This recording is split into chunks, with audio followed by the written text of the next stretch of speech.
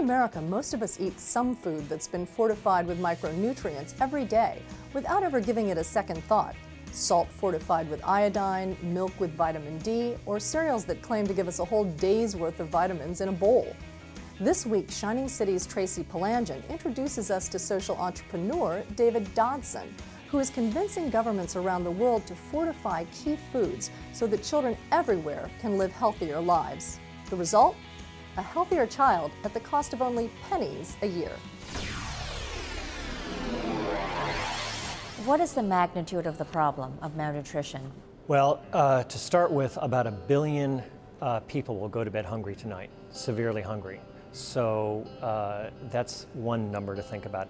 Another is that 21,000 children will die today for unnecessary causes. Remember that 21,000 children will die today for unnecessary causes. From nutrition-related unnecessary causes? Nutrition, diarrhea.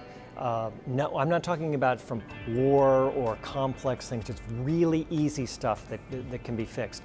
How did you get into this work in the first place? It was completely by accident. I was in Honduras with my wife, and she was on the board of an organization that has nothing to do with what Project Healthy Children does. And we saw these kids, and they were disfigured, and most of them were going to die.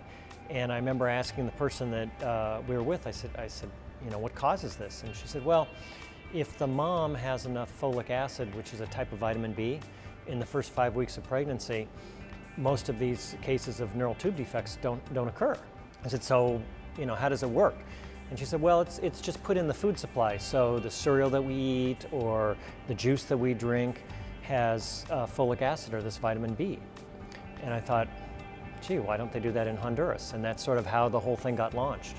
What are some of the other minerals and vitamins that we have in our daily diet that we don't even think twice about anymore? Well, micronutrients is just a fancy name for vitamins and minerals. So most of them are names that are familiar, like iron, iodine, vitamin A, vitamin B, vitamin C, calcium. Those are all things that I think we've sort of grown up hearing and we take for granted.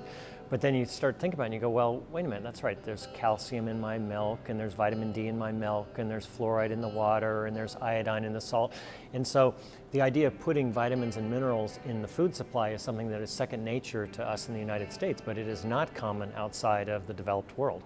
The problem for a lot of countries is not their will to fortify the food, it's finding a way to get it done. That's where Project Healthy Children steps in. And how do you get these governments to implement such a strategy? What do you actually do in these countries? The problem is that the governments they have all these other battles that they're handling at the same time. They may have an HIV outbreak, or they may have a malaria outbreak, or they have a flood or a hurricane. And so food fortification and basically nutrition in general is something that is not urgent, and so it tends to get put off until the next day. And they have so many emergencies that they never get to it. So what we do is we go to the government and we say, how about if we just do it for you? And so we're effectively kind of an outsourced FDA for a finite period of time, for 3 or 4 years until it gets all up and running, and then we leave. And we're not a permanent resource for the government, and they don't want a permanent resource.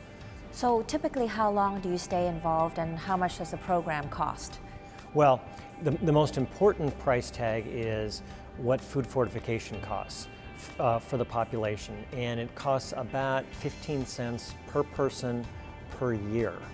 Okay? 15 cents per person per year. It's incredibly cheap, and to put that in perspective, the bottom billion, so there's about 6.5 billion people in the world, the bottom billion live off about $1 a day. Mm-hmm.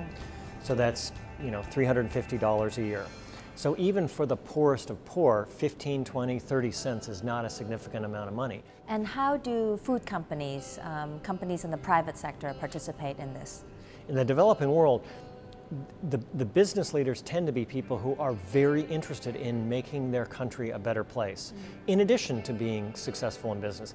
And so if you tell them for a minuscule dent in your profits, you can have an enormous impact on your country and your family and your neighbors, they go, okay, I'll do that.